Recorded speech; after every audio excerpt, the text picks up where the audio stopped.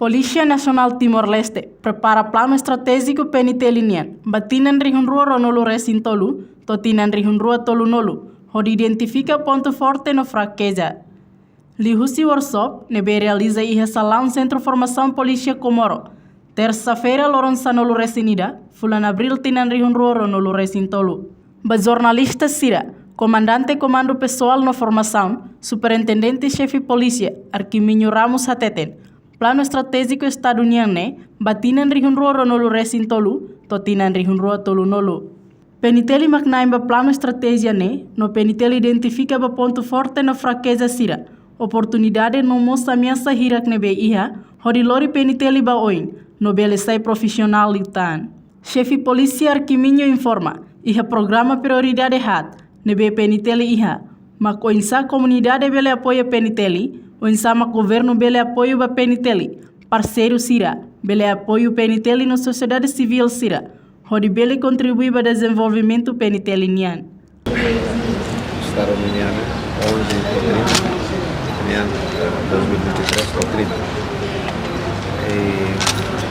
Plano estratégico inicial de preparação antes de ano. Agora está a consulta de workshop também, vai começar a ser para a sociedade civil, acadêmico, ser na beira da para formar ser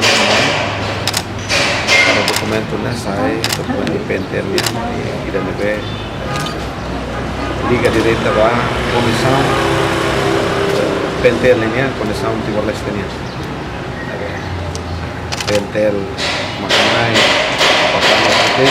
PNTL mak identifica ponto forte sira fraqueza sira oportunidade no moça ameaçar neve PNTL. Entretanto, a idade ronolo resintolu, existência instituição Polícia Nacional Timor-Leste, iha Timor-Leste iha ona Hanoi, atu dia fraqueza lubukida.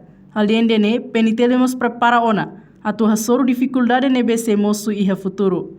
Reportagem Celeste de Jesus, Celestina Falo, Televisão Timor Post. Janela informação ba ema hotu.